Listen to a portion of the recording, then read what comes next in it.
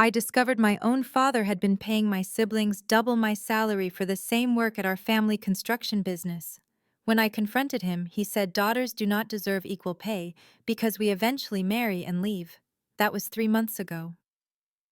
Today, as I watched him frantically calling my phone while his $1 million project collapsed without my expertise, I realized something powerful about family loyalty. Some betrayals cut so deep they reshape everything you thought you knew about blood relations and the price of underestimating the wrong person. Before we dive into this family revenge drama, I would love to know where you are watching from. Drop your location in the comments below, and do not forget to hit that like button and subscribe for more stories about standing up to family betrayal. Trust me, you will want to see how this David versus Goliath story unfolds when a daughter decides to show her worth the hard way. My name is Sage Montgomery, and for 28 years I believed my father respected my work. I had been the backbone of Montgomery Construction for 6 years, handling everything from architectural planning to client relations. Dad always praised my dedication, calling me his reliable one, while my older brother Jake partied through college and my younger sister Emma bounced between retail jobs. The discovery happened on a Tuesday morning in September. I was organizing payroll files for our accountant when I accidentally opened the wrong folder. What I saw made my blood freeze. Jake, who had joined the company just 2 years ago as a project supervisor, despite having zero construction experience, was earning $85,000 annually. Emma, who had been hired 6 months earlier as a marketing coordinator, but mostly posted Instagram photos, was making $72,000. My salary, $38,000. I stared at those numbers until they burned into my retinas. 6 years of 60-hour weeks of learning every aspect of the business, of sacrificing my social life and relationships to build something I thought would be ours together. 6 years of being told there was no money for raises while watching my siblings get company credit cards for networking dinners that were really just expensive dates. The betrayal felt like swallowing glass, but the real knife twist came during the confrontation. I marched into Dad's office clutching the printouts, my hands shaking with rage and disbelief. "Explain this," I demanded, slapping the papers on his mahogany desk, the same desk I had helped him pick out when we moved to the bigger office space my contracts had made possible. Dad barely glanced at the documents before leaning back in his leather chair, with the expression of someone who had been caught but felt no shame. "Sage, you know I value your work. Value it at half the rate of Jake's. He does not even know how to read blueprints. Jake is being groomed for leadership. He needs incentive to stay committed to the family business. And Emma, what leadership qualities does posting selfies at job sites demonstrate?" Dad's face hardened. "Your sister brings youth and energy to our marketing. Besides, this is not really about the money, is it? You have always been dramatic about fairness." Dramatic. 6 years of loyalty, and he called my demand for equal pay dramatic. I want a raise to match their salaries effective immediately. That is not how business works, sweetheart. Jake and Emma have different responsibilities, different futures with the company. Different how I bring in 60% of our contracts.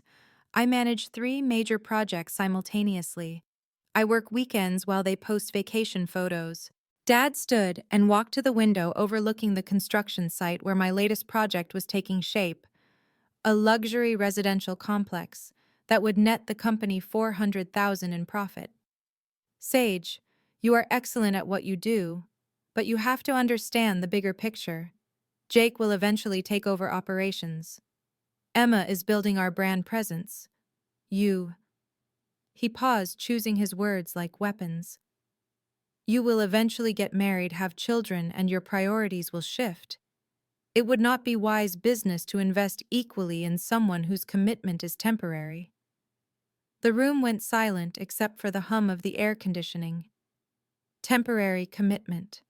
After 6 years of proving myself, after sacrificing relationships because work always came first, after turning down job offers from competitors to stay loyal to family. You think my commitment is temporary. I think you are a woman, and women have different life paths. Jake will never leave for a husband. Emma understands she is building something for her future family to inherit. And me. You will always have a place here, but expecting equal compensation when your role is supportive rather than leadership. That is unrealistic. I laughed a sound like breaking glass.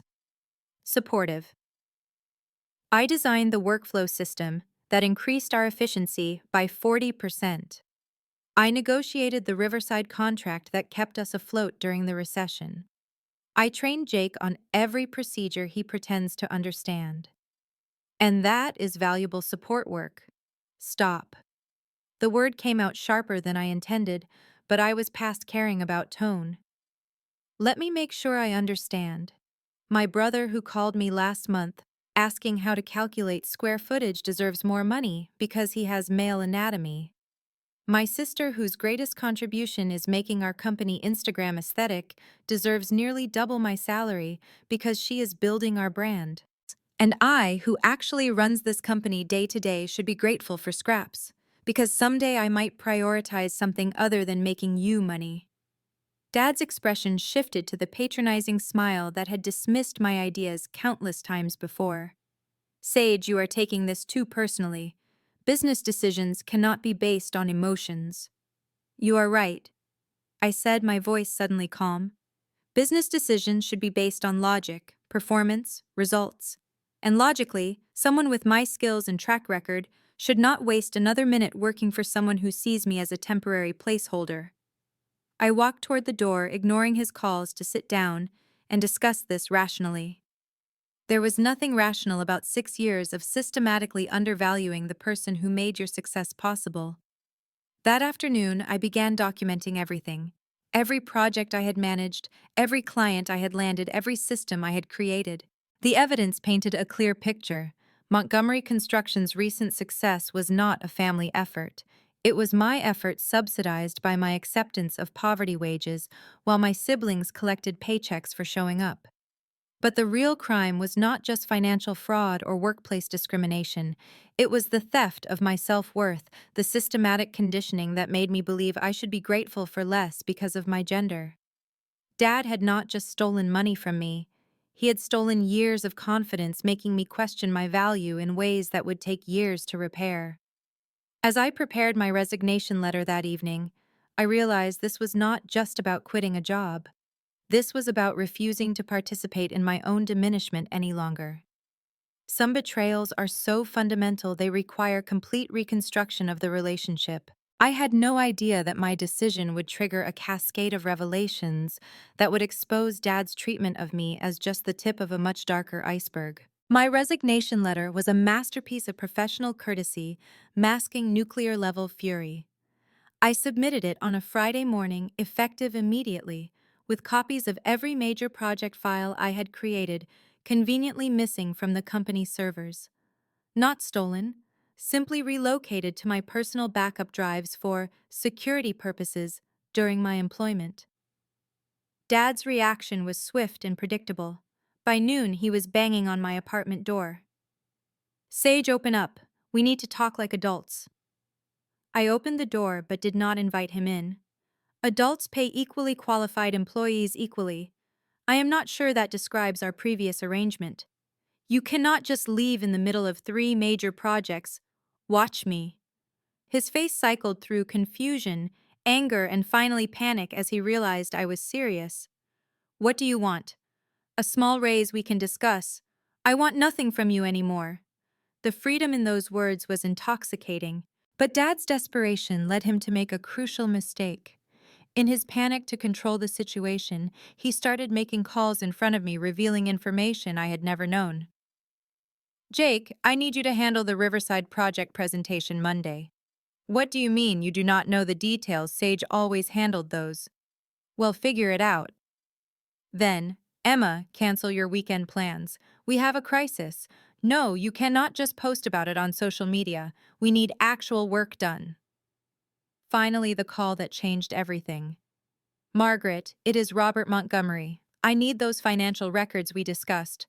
Yes, the ones showing Sage's actual billable hours versus compensation. She just quit, and I need to prove she was not as valuable as she claims." Margaret Chen was our external accountant, and hearing Dad request documentation to minimize my contributions confirmed he had been deliberately tracking my value while systematically underpaying me. But more importantly, it meant records existed.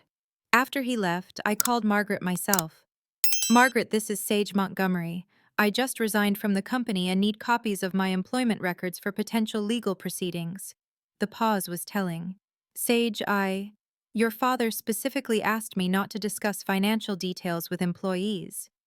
Even about their own compensation, that seems illegal. Another pause. Can you meet me for coffee? There are things you should know. That Saturday morning at Corner Cafe, Margaret spread documents across our table like she was laying out evidence of war crimes. Her hands shook slightly as she spoke. Sage, I have been your father's accountant for 8 years, and what he has done to you, it keeps me awake at night. The first document showed my actual billable hours, an average of 55 hours per week for 6 years, with overtime rates that should have dramatically increased my compensation. He classified you as exempt management to avoid paying overtime, but classified Jake and Emma as non-exempt to justify their higher base rates.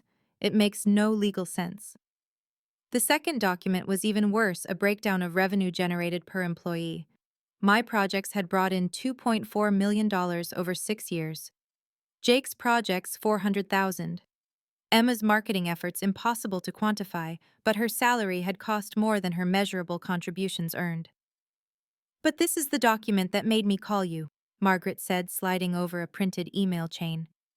The emails were between Dad and his lawyer, dated 3 months before Jake was hired, discussing strategies for maintaining family business control while managing daughter expectations. The lawyer had recommended compensation structures that discourage long-term commitment from female employees who might eventually compete for leadership roles. I read the phrase 3 times before its full meaning sank in. This was not unconscious bias or old-fashioned thinking. This was a calculated strategy to limit my advancement by making the job financially unsustainable.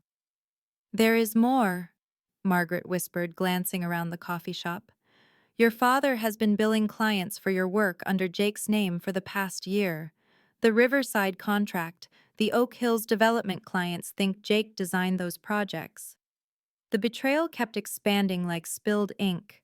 Not only had Dad underpaid me, he had actively stolen credit for my work, building Jake's reputation with my achievements. Why are you telling me this? Because I have a daughter, and because what he is doing is not just morally wrong, it is legally actionable. The wage theft alone violates multiple federal and state laws. That weekend, I made 3 phone calls that would change everything. First, I called the Department of Labor to file a wage theft complaint, armed with Margaret's documentation proving systematic underpayment and misclassification. Second, I contacted the clients whose projects I had actually managed, introducing myself as the real designer and offering my services as an independent contractor. Third, I called my Uncle David, Dad's estranged brother, who had left the family business 10 years earlier after a mysterious falling out. It was time to understand the full pattern of Dad's behavior. Uncle David's response was immediate and intense. Sage, I have been waiting for this call for a decade. Are you free for dinner tonight?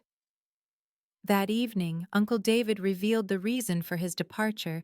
Dad had systematically stolen credit for his work while positioning himself as the creative genius behind Montgomery Construction's early success.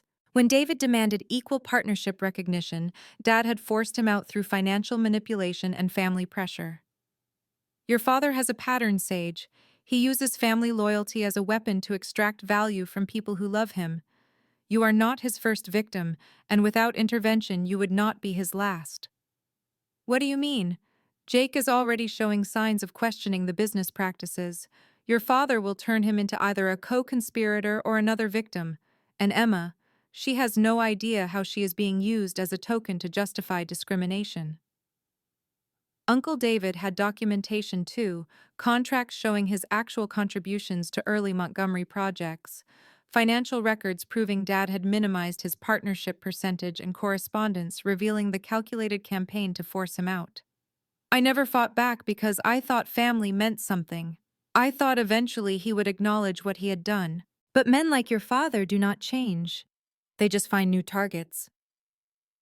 By Sunday night, I had a war chest of evidence and a clear strategy. This was no longer about getting fair pay or recognition. This was about exposing a systematic pattern of family exploitation and ensuring no one else would suffer what Uncle David and I had endured. Monday morning, I would file formal complaints with the Equal Employment Opportunity Commission and the Department of Labor. I would contact every client Dad had deceived about project authorship, and I would offer my services to Montgomery Construction's biggest competitors, armed with 6 years of insider knowledge about their weaknesses and upcoming projects. But first, I wanted to watch Dad try to manage his business without the person who had actually been running it. The collapse was about to begin. Monday morning brought the sweet sound of panic in Dad's voice as he left his 7th voicemail on my phone.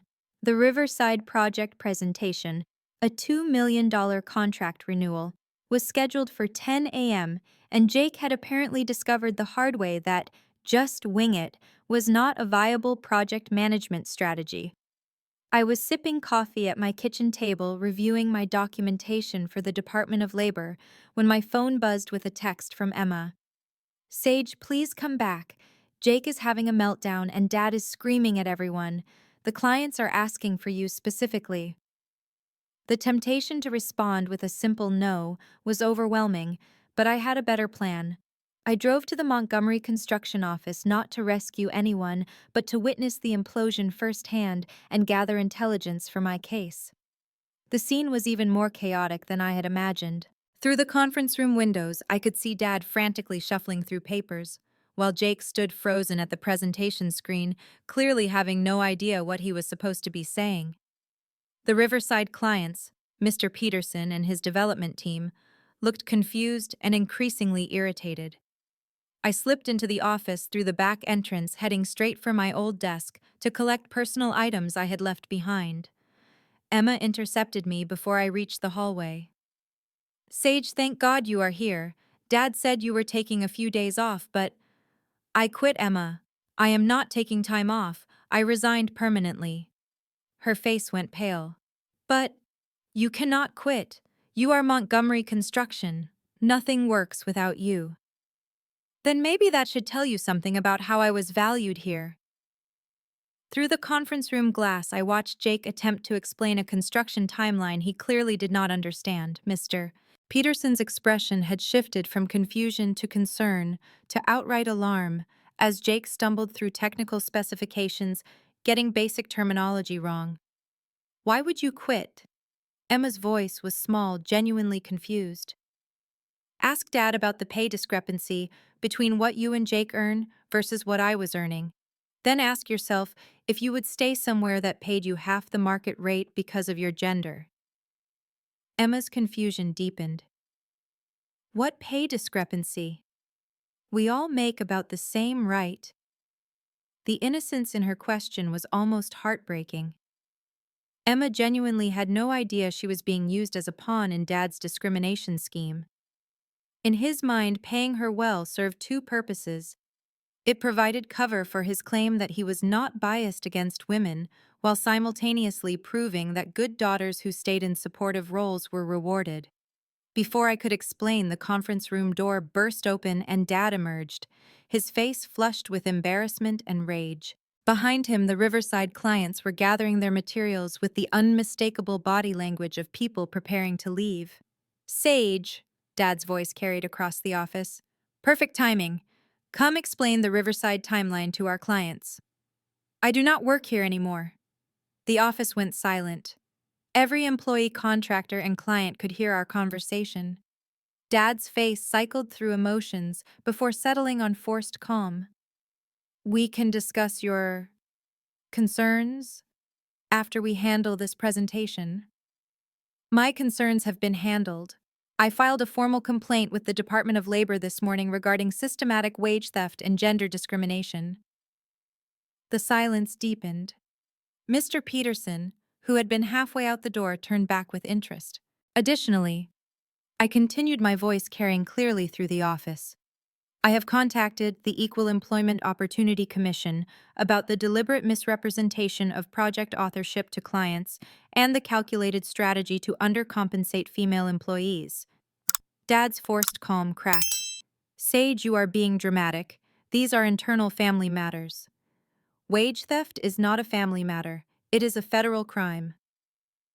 Mr. Peterson approached us, his expression sharp with business acumen. Ms. Montgomery, are you saying that you were the actual project manager for our developments? I designed, planned, and supervised every aspect of the Riverside project, as well as Oak Hills and Maple Grove developments. You can verify this through the time-stamped project files and communication records. Interesting. Because we were told Mr. Jake Montgomery was the lead designer. Jake, who had been standing frozen in the conference room doorway, finally found his voice.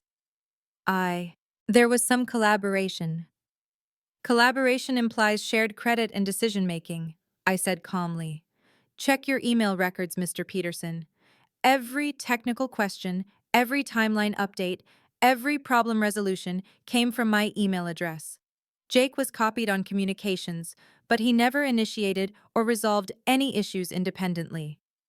The devastating simplicity of this evidence was beautiful. Email timestamps do not lie, and 6 years of correspondence would clearly show who had been running these projects. Dad tried to salvage the situation. Sage has been an excellent support team member. Support team member. Mr. Peterson's eyebrows raised. Ms. Montgomery, in our dealings, you presented yourself as the project lead. You made executive decisions, modified timelines, and solved complex engineering challenges. That does not sound like support work. Because it was not support work. I was the project manager, but I was classified and compensated as an assistant to justify paying me significantly less than my male siblings for superior work. The room was silent except for the hum of fluorescent lights. Emma looked like she was solving a difficult math problem in her head. Jake had the expression of someone realizing he was standing on quicksand, and Dad looked like a man watching his carefully constructed lies crumble in real time. Mr. Peterson made a note in his planner. Ms. Montgomery, are you available for independent consulting? Because if you were actually managing our projects, we would prefer to continue working with the person who understands our specifications rather than... He gestured vaguely toward Jake. I am establishing an independent consulting practice, yes. Excellent. We will be in touch about transitioning our projects. After Mr. Peterson and his team left, the office remained tense and quiet. Finally, Uncle David appeared in the doorway. I had texted him to come provide moral support, but his timing was perfect for maximum impact. Hello, Robert, Uncle David said calmly. I see you are still running the family business the same way you always have. Dad's face went red. David, this is not the time. Actually, it is exactly the time. Sage called me this weekend to ask about my experience working here, and I told her everything. About how you stole credit for my designs, manipulated financial records to minimize my partnership share, and forced me out when I demanded equal treatment. The parallels between Uncle David's experience and mine were creating visible discomfort among the employees who had witnessed both departures. Emma was staring at Dad with dawning recognition. The Hoffman project, she said slowly, the one you always said was your breakthrough design that established the company reputation. Uncle David designed that, did he not? Uncle David nodded. Robert took credit for my work the same way he took credit for Sage's work. The same way he will eventually take credit for Jake's work if Jake ever develops skills worth stealing. Jake, who had been silent, finally spoke up. Dad, is it true about the pay differences? The question hung in the air like smoke. Dad could lie, but we had documentation, and Jake could easily verify the information. Son compensation structures are based on multiple factors. Is it true? Jake's voice was firmer now. Jake earns $85,000. Emma earns $72,000. I was earning $38,000 for managing the projects they were taking credit for. Jake sat down heavily in the nearest chair. 38. But you have been here 6 years. You run everything. I do not even. I mean, you taught me most of what I know. I taught you everything you know, I corrected gently. And that knowledge was worth less than half your salary because I am female. The alliance I had not expected was forming organically. Jake was realizing he had been unknowingly complicit in my exploitation.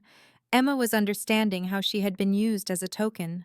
Uncle David was providing historical context that revealed Dad's pattern of family manipulation.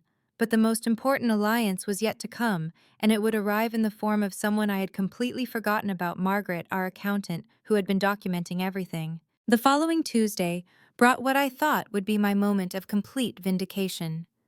Margaret had scheduled a meeting with the Department of Labor investigators, armed with years of financial records that would definitively prove Dad's systematic wage theft and discrimination. Uncle David, Jake, and even Emma had agreed to provide testimony supporting my case. I arrived at Margaret's office early, energized by the prospect of finally exposing the truth with irrefutable evidence. But when Margaret opened the door, her expression immediately told me something was wrong.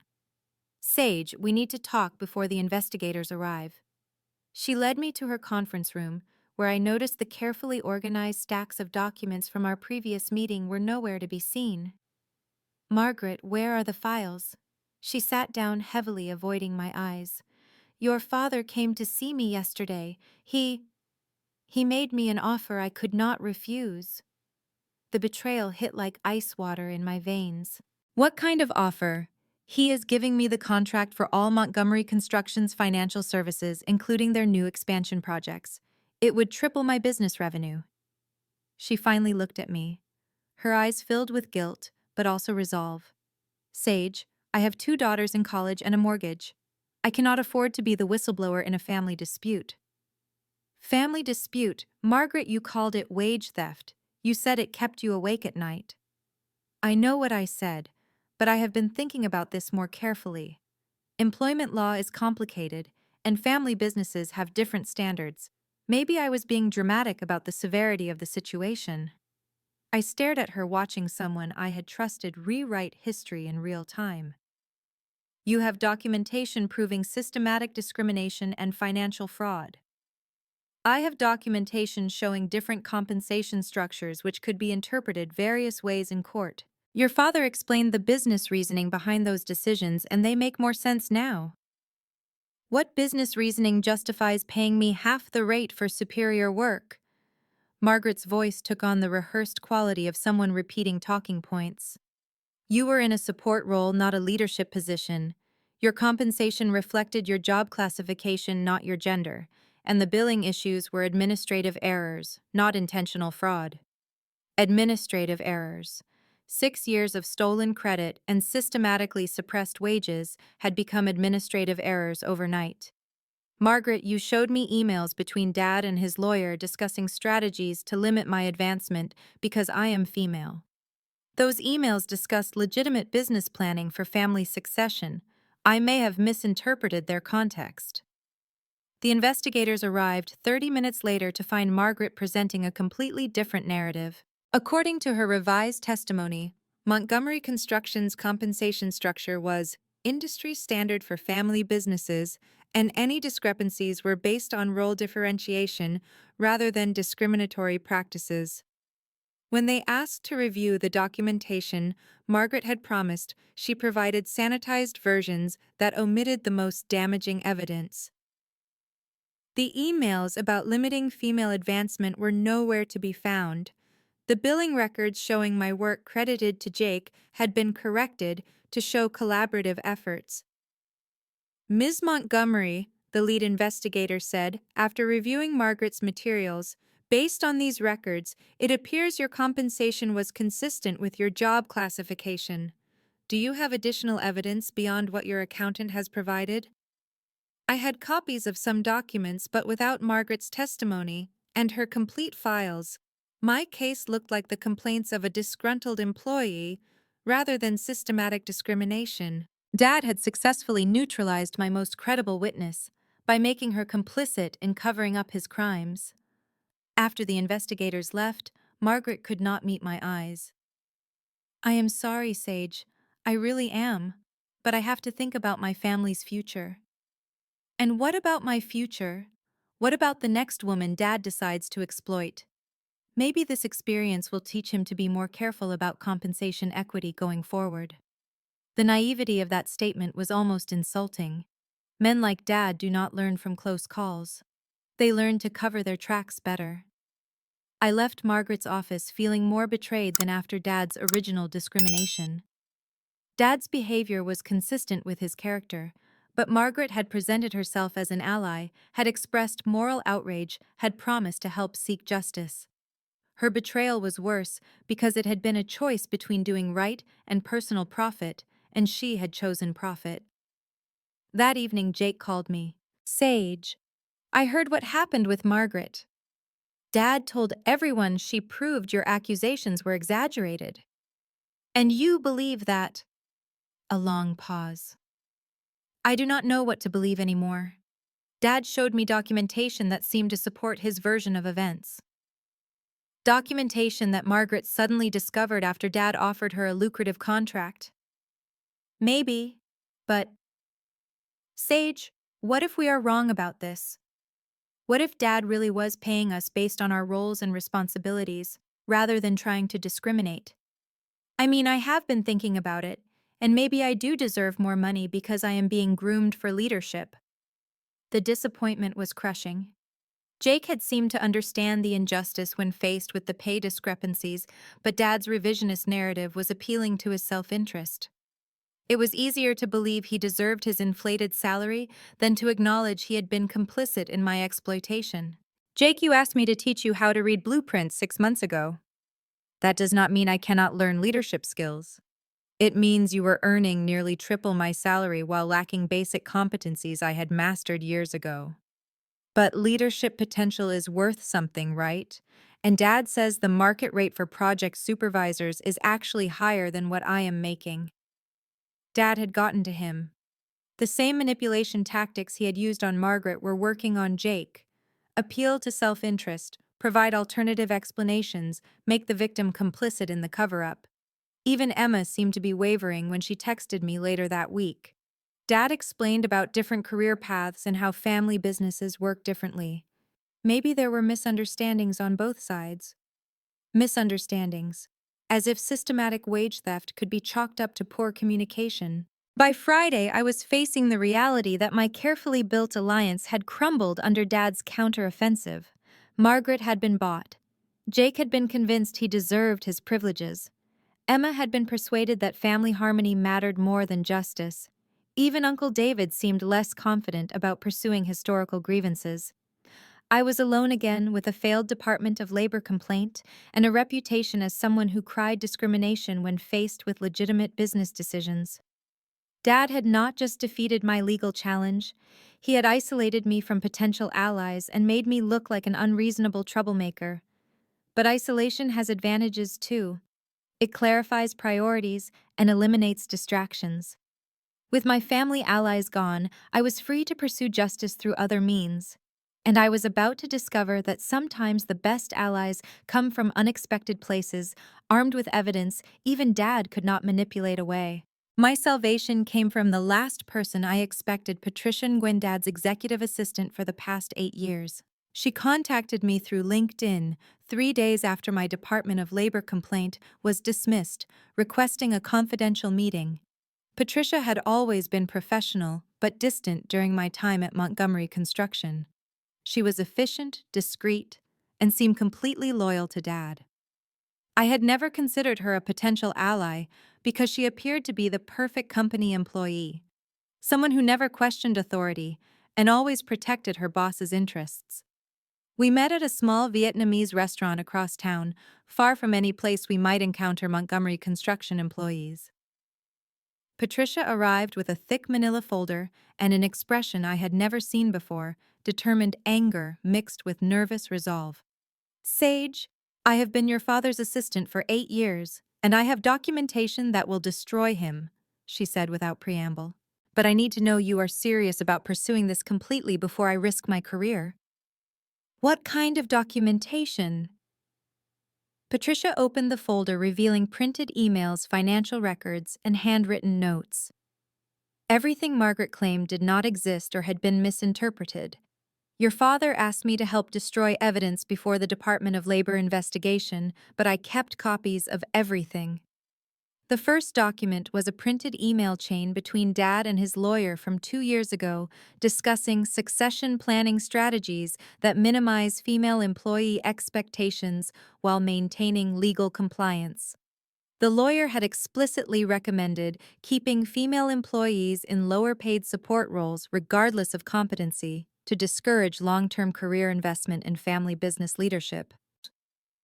The second document was even more damaging, a detailed memo Dad had written to himself after Uncle David left, outlining lessons learned about managing family employee expectations. The memo explicitly stated that allowing family members to believe they are equal partners creates entitlement issues, and recommended maintaining clear hierarchies through compensation structures that reflect traditional gender roles. But the most devastating evidence was a recording.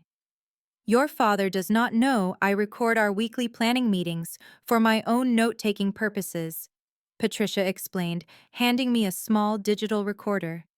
Last month, when you started asking questions about pay equity, he specifically discussed strategies for discrediting your complaints. I listened to Dad's voice discussing my predictable female emotional response to business decisions and his plan to use Margaret to provide alternative documentation that supports legitimate business justifications.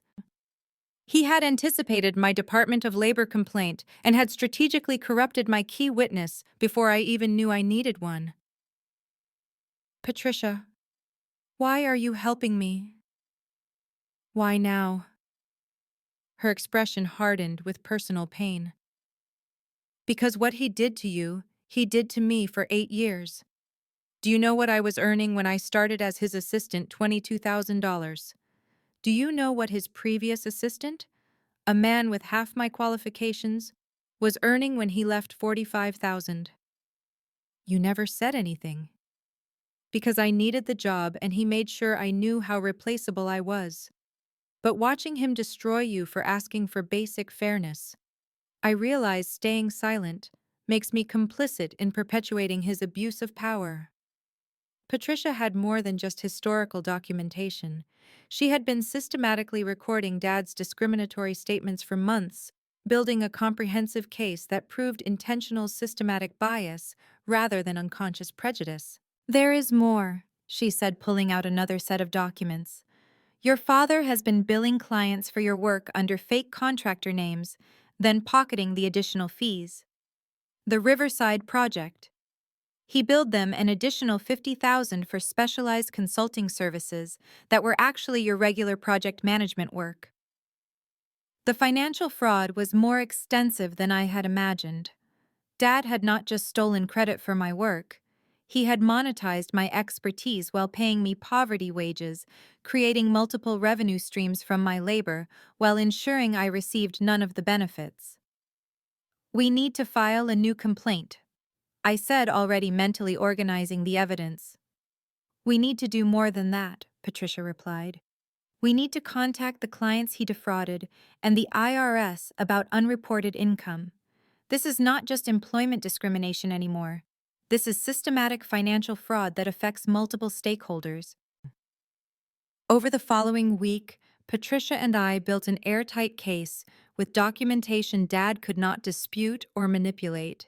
She had years of evidence proving systematic discrimination, financial fraud, and intentional tax evasion. More importantly, she had recordings of Dad explicitly discussing these strategies, making denial impossible. Our breakthrough came when we contacted former Montgomery construction employees.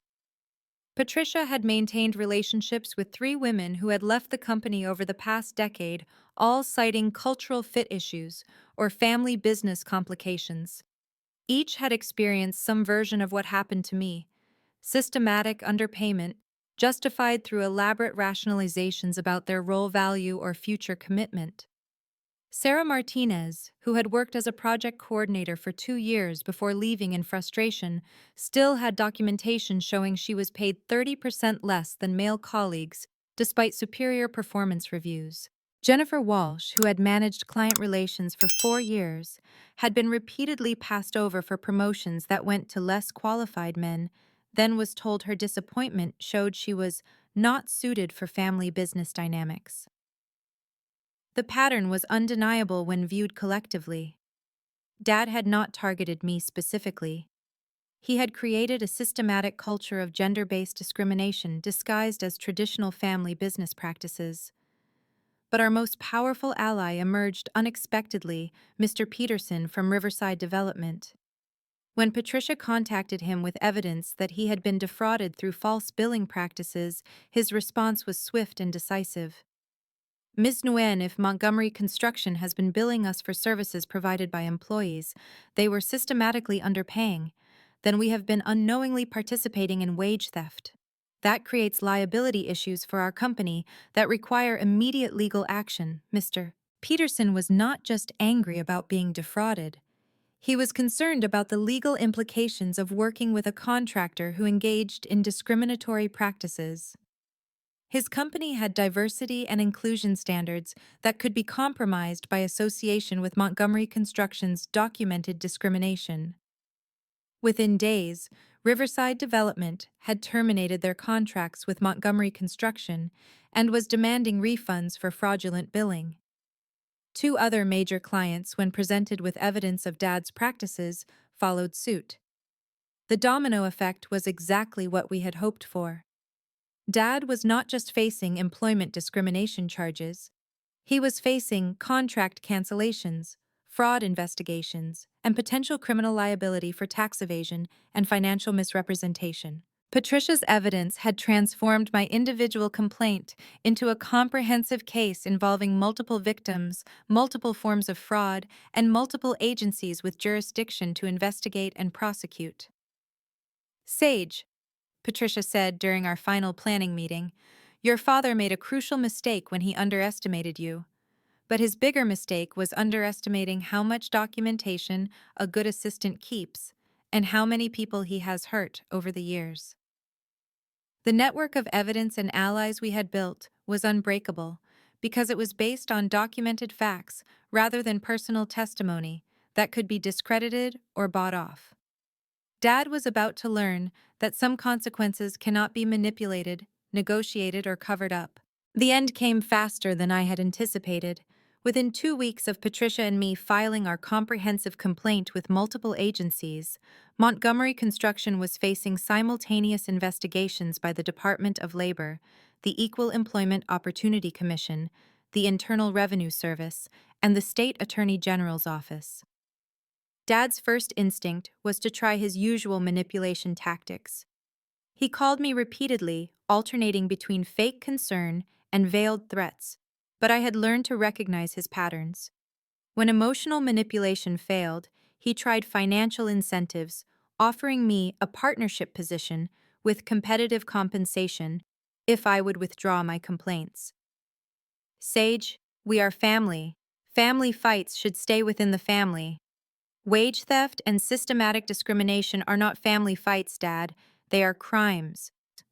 His final attempt was to claim health problems and stress, hoping to generate sympathy that would make me look cruel for pursuing justice against my sick father. But Patricia had recordings of him bragging to colleagues about his legal strategy, completely contradicting his claims of being an innocent victim of family drama. The investigation findings were damning beyond even my expectations. The Department of Labor determined that Dad owed me over $200,000 in back wages and overtime violations. The EEOC found clear evidence of systematic gender discrimination affecting multiple employees over nearly a decade. The IRS discovered unreported income from fraudulent client billing totaling more than $400,000. But the most satisfying consequence was watching Dad's reputation crumble in real time.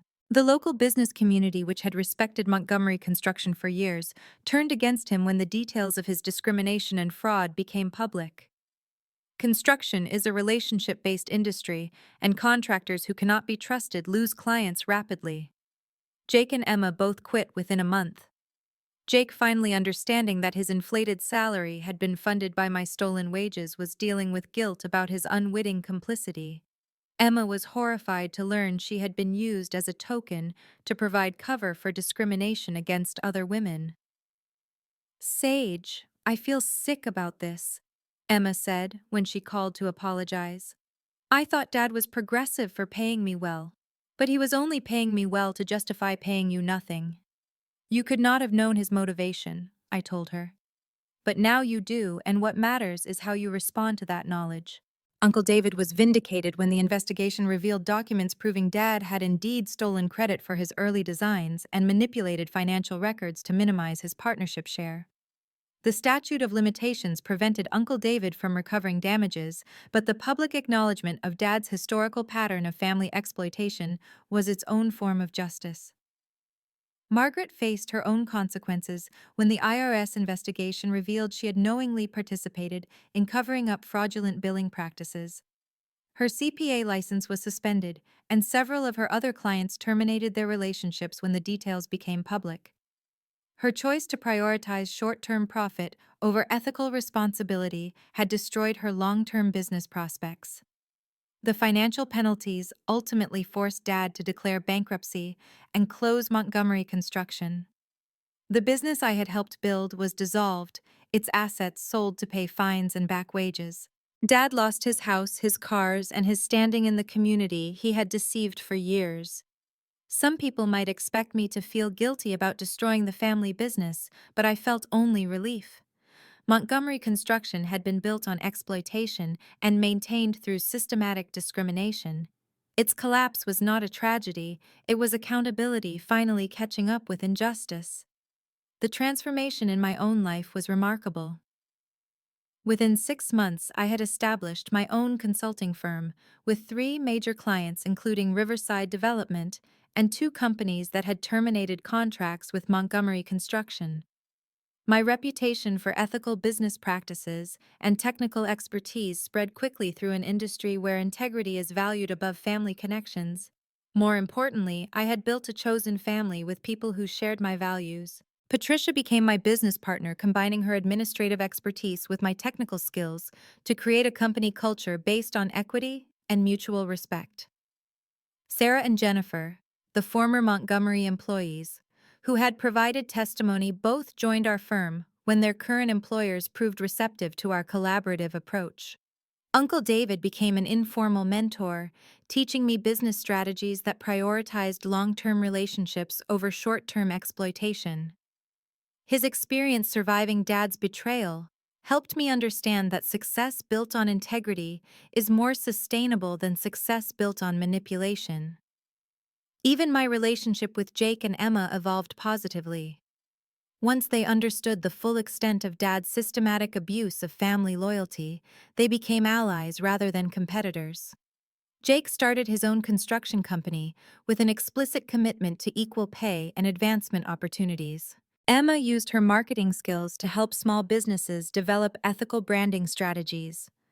The legal proceedings concluded 18 months later, with Dad pleading guilty to multiple counts of wage theft, tax evasion, and fraud. He was sentenced to 2 years in prison and 5 years of probation, during which he was prohibited from managing any business with employees.